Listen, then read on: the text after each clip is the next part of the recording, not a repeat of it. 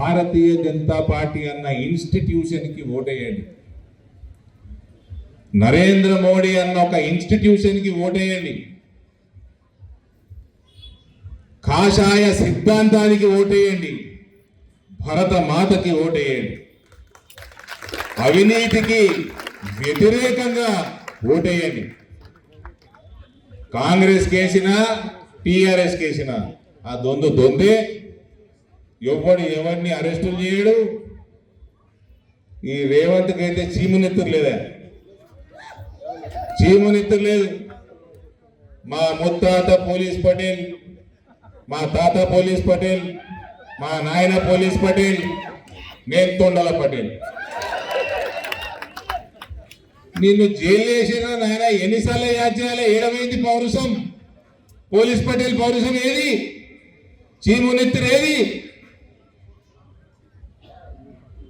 పైసలు తీసుకొని వ్యక్తిత్వాన్ని నమ్మేసుకుంటున్నావు. ఎన్నిసార్లు రెచ్చగొట్టాలి నిన్ను? ఎన్నిసార్లు నీకు యాడ్ చేయాలి? నువ్వు ఇట్లా ఎత్తుకపోయాను. చిన్నపిల్లలు ఎత్తుకుపోయినాడు. ఎత్తుకపోయింది రాత్రి 2 గంటలకు కాలు కొట్టుకుంటాడు. కింద గాలిలో కాలు కొట్టుకుంటాడు. పోలీసులు అమాంతంగా ఎత్తుకపోయింది. ఆయనే సిగ్గు లేకపోయా. నవ్వుతారు. 2.5 సంవత్సరాలు అయిపోయిందా? 2.5 సంవత్సరాలు అయిపోయింది. ఇలాంటి వరకు పోలీస్ పటేల్ గిరి ఏది? పౌరుషం ఏమాయ్? మళ్ళా 4వ తారీఖు పౌరశాల గడ్డ జగిత్యాల గడ్డ మీద అడుగు పెడుతున్నాడు. అడుగుపెట్టి ఇక్కడ ఎమ్మెల్యే ఏ పార్టీలు ఉన్నారో అడుగుండ్రి. మీరు అడుగుండ్రి. జవాబు కరెక్ట్ ఇస్తే మేము వేయగలుగుతామండి. దీనికంటే పెద్ద ఆఫర్ ఏమైనా ఉంటుందా చెప్పు అన్న? రామన్న క్షమించాలి. జవాబు ఇస్తే, మైక్ల జవాబు రేవంత్ ఇస్తే మేము రాజకీయంగా నేను రామచంద్రరావు అన్న దగ్గర కాళ్ళు వీళ్ళు పట్టుకుని నేను అది చేసుకొని వస్తా, త్యాగం చేద్దాం. చెప్తాడా? ఏ పార్టీ చెప్పలేని బతికేందుకు రా భయ్ మీకు? బతుకు జరా. ఏ పార్టీ తెలియదు.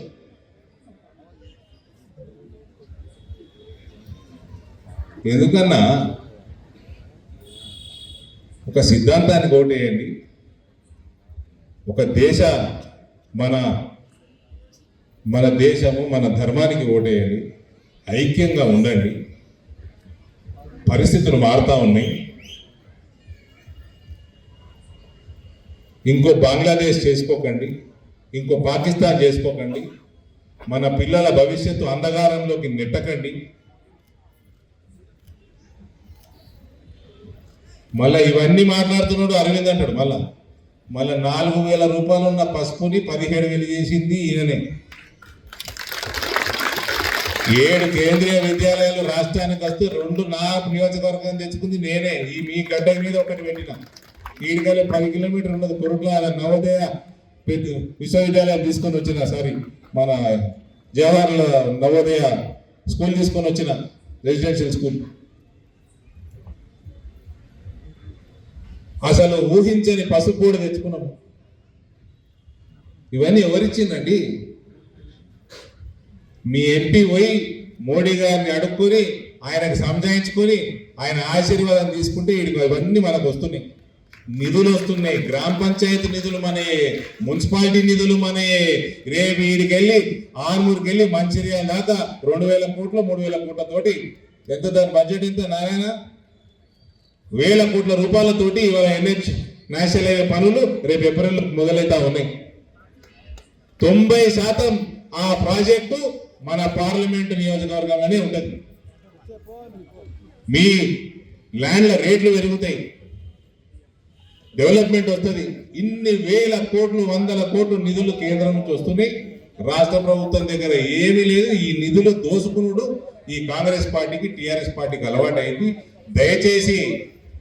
దయచేసి మీ ఇక్కడ మున్సిపాలిటీలో మస్తు కరప్షన్ అయింది. మీ తర్వాత మీరు మొత్తం ఈమె తోటి కొట్లాటనే ఎమ్మెల్యేకి కరప్షన్ కట్టకుండా ఉండాలి. ఎలగొట్టిర్రు, అగౌరవపరిచిర్రు.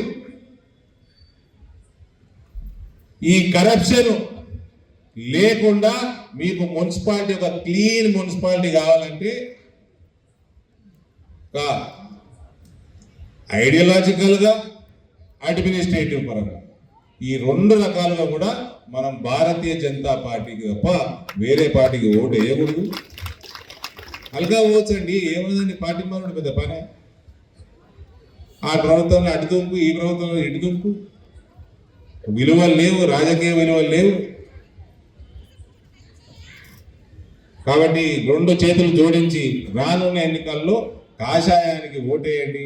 దయచేసి కమలం పువ్వు మీ మున్సిపాలిటీ ఎలక్షన్లో గెలిపించాల్సిందిగా కోరుకుంటూ నేను సెలవు తీసుకుంటా ఉన్నాను. భారత్ మాతాకి.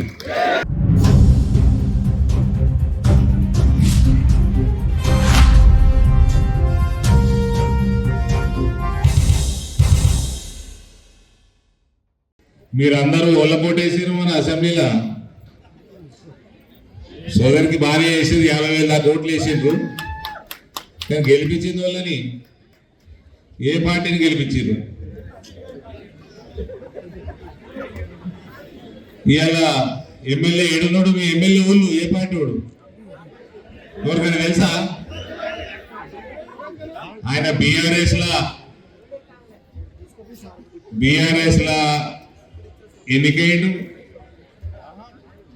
కాంగ్రెస్ కండువ కప్పుకున్నాడు. కాంగ్రెస్ కండువ కప్పుకున్నావా అంటే కప్పుకోలేదంటుండు. బీజేపీ ఎంపీ తోటి సన్నిహితంగా ఉంటాడు.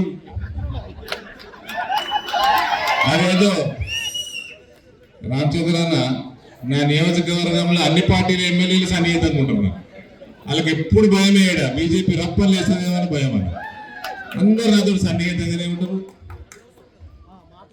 ఇప్పుడు 4వ తారీఖు తొండ వస్తున్నాడట. జాగ్రత్త, మొగోళ్ళందరు లాగులు తొండలు తీసుకొని వస్తాడు. ముఖ్యమంత్రి గారిని అడగండి. మీడియా మిత్రులు అందరూ మీకు దండం పెడతా. దయచేసి ముఖ్యమంత్రి అడగండి, మీ ఎమ్మెల్యే ఏ పార్టీలో కూడా ముఖ్యమంత్రి అని చెప్తున్నా చూద్దాం. అయిపోయింది నా చిక్కుముడి. ఆలోచించి నాకైతే మీ ఎమ్మెల్యే ఏ పార్టీలోనో తెలుస్తలేదు, ఉంటాడా లేదా కూడా తెలుస్తలేదు. మళ్ళీ ఈ మధ్యనే తెలుస్తుంది, నాకు ఇవాళ తెలుస్తుంది. మా సోదరుడు ఒక ఆయన డాక్టర్ చంద్రశేఖర్ గౌడ్ గారు కూడా నిలబడుతున్నాడు కదా, ఆయన టికెట్ అడతారు రేపు కాంగ్రెస్ పార్టీని. మీ ఎమ్మెల్యే కట్టేటి మరిగా మీ ఎమ్మెల్యే మళ్ళీ బీఆర్ఎస్లో పోతాడా? బీఆర్ఎస్ ఉంటుందా? అప్పటికి ఉంటుందా?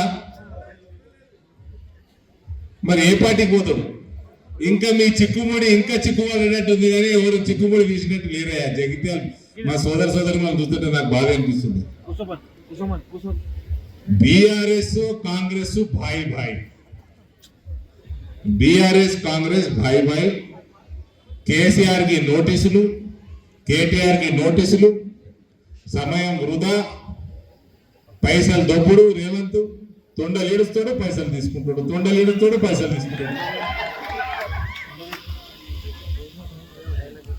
ఆ కేసులు ఎటు తేలవు, బెదిరించుడు,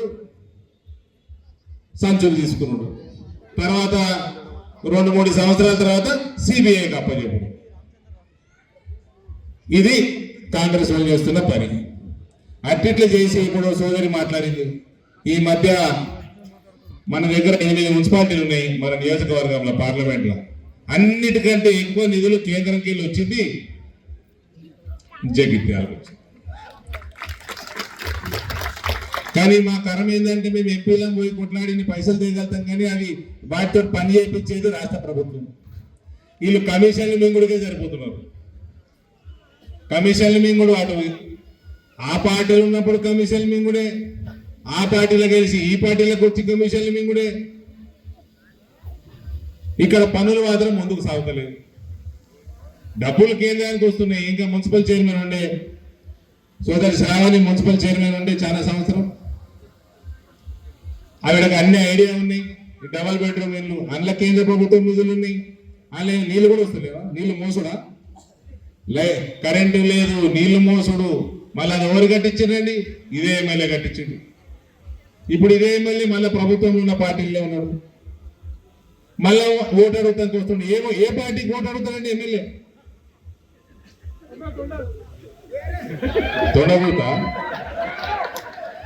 తొండగుర్తుకా? ఏ పార్టీకి ఓటు అడుగుతారు?